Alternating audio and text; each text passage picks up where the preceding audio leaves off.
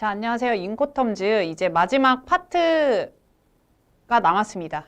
이제 거의 다 왔고요. 인코텀즈는 좀 양이 많으실 거예요. 근데 설명해드린 거와 같이 어렵게 생각하시지 말고 어떤 조항까지가 선적지 인도 조건이고 어떤 조항까지가 도착지 인도 조건인지 이렇게 큰 틀로, 또 복합 운송 규칙에는 7개 조항이 있고 해상 내수로 운송 규칙에는 4개 조항이 있다. 이렇게 큰 틀로 보시고 그 안에 세부 사항을 보셔야 됩니다. 아셨죠? 그리고 제일 중요한 건 인코텀즈는 기출 문제를 좀 자주 풀어보시면 돼요. 기출이라는 게 이제 상시 시험이기 때문에 기출 문제가 없는데요 하는 게 아니고 기존에 나왔던 것들을 비슷한 유형으로 나오잖아요. 그러니까 그런 것들 좀 보시면 될 것 같습니다. 자, 그럼 인도와 운송 서류 부분 보실게요.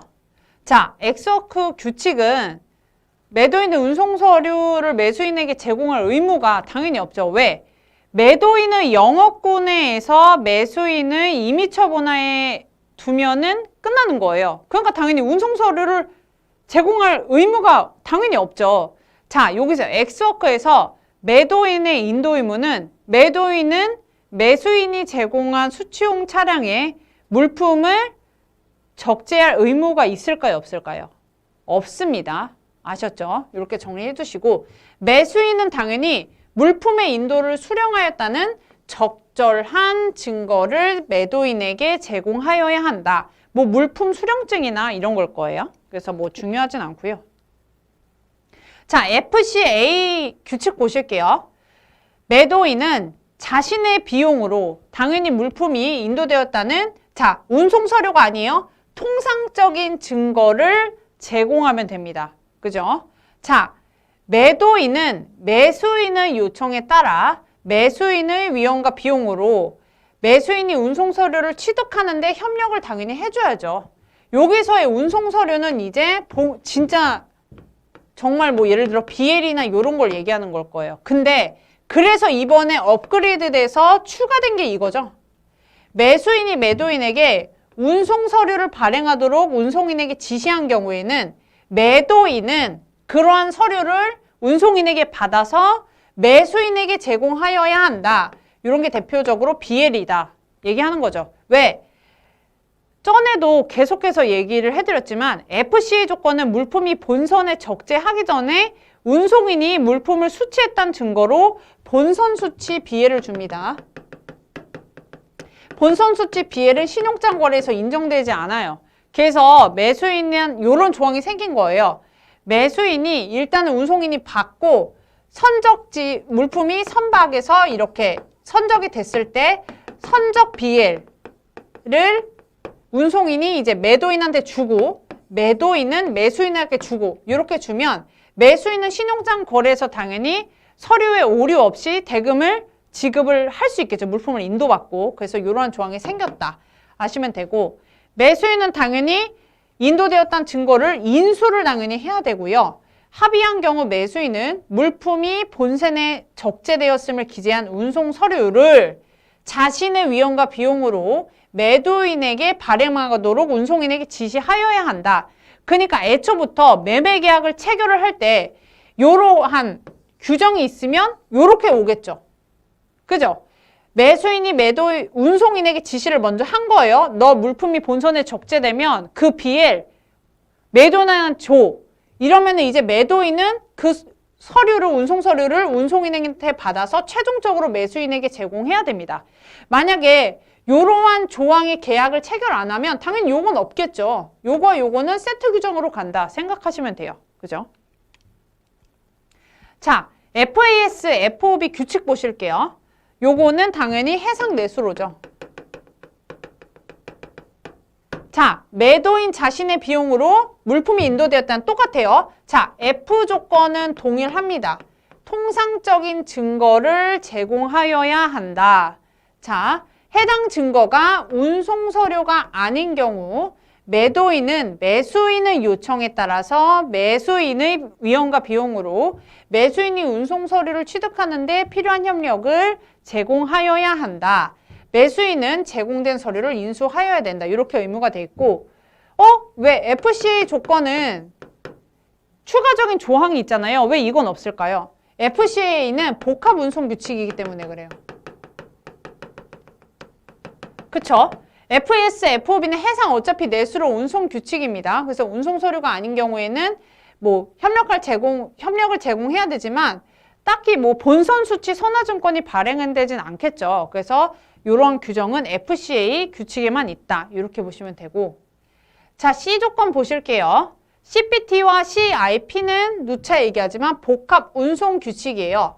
그래서 관행이 있거나 매수인의 요청이 있는 경우, 자, 매도인은 C 조건은 누가 운송계약 체결해요? 매도인이 체결을 한다. 그래서 매도인의 비용으로 매수인에게 운송에 관한 통상적인 운송 서류를 제공을 하여야 한다. 요 통상적인 운송 서류는 이렇게 나눌 수 있어요. 제가 봤을 때. CPT, CIP는 복합 운송 규칙이어서 통상적인 운송 서류로 복합 운송 서류를 줄 수도 있고요. 자, 선화증권도 줄 수 있어요. 반드시 이해해야 돼요. 복합 운송 규칙은 해상에서도 사용하는 거죠. 해상도 운송을 하는 거잖아요. 당연히 복합 운송 규칙에서 선화증권이 발행되는 거는 당연한 일입니다. 그래서 뭐 BL 또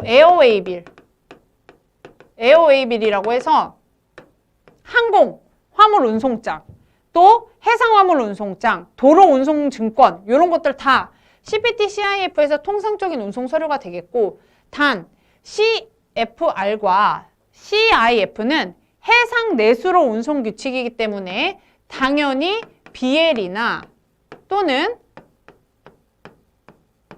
C웨일 빌이라고 해서 해상 화물 운송장 이런 것만 발급이 되겠죠.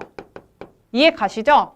자, 그래서 복합운송 규칙에서도 BL이 나오는 건 당연한 거다. 하지만 CFR과 CIF는 해상 내수로 운송 규칙이기 때문에 이런 운송 서류가 한정되어 있다. 이렇게까지 꼭 이해를 하시면 되고요. 자, 운송 서류는 당연히 계약 물품에 관한 것인 건 너무나 당연하죠.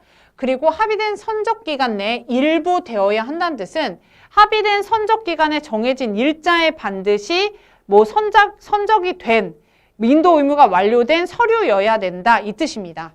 그리고 운송 서류가 유통 가능한 형식으로 복수의 원본으로 발행된 경우 외우십시다. 전통으로 매수인에게 제공되어야 합니다. 또 추가적으로 얘기해 드리면 운송 서류는 당연히 어때요? 물품이 목적지에 도착을 했을 때 이 매도인이 운송 서류를 가지고 운송인에게 물품 주세요라고 청구할 수 있는 거야 되고요.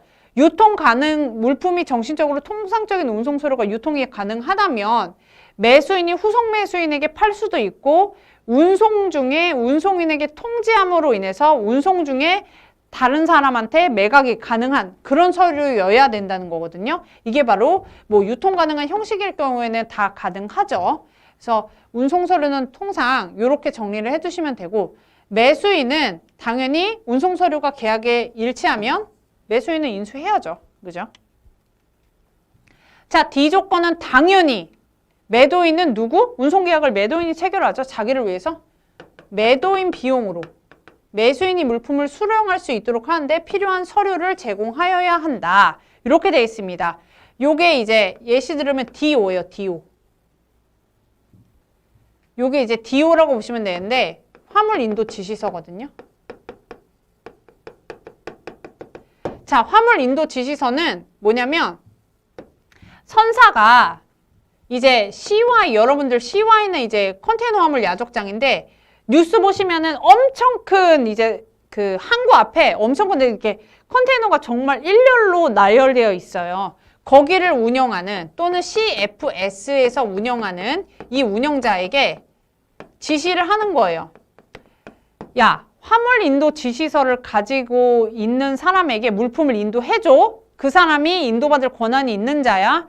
해서 하는 게 화물 인도 지시서예요. 그래서 매도인은 당연히 매수인에게 화물 인도 지시서를 줘야지만 매수인은 물품이 도착했을 때 뭐 운송 비용 다 납부하고 나서 화물 인도 지시서를 가지고 요 CY에 갑니다. 그래서 어떻게 되냐면 선사 이제 운송 어느 정도의 비용이 만약에 매수인이 지급을 하게 된다면 이 선사의 비용을 납부하면 이 선사는 화물 인도 지시서를 주고요. 누구에게? 이 DO를 매수인에게 주고요. 매수인은 이 DO를 가지고 누구한테? 요 운영자한테 가서 물품 줘 하면 물품을 줍니다.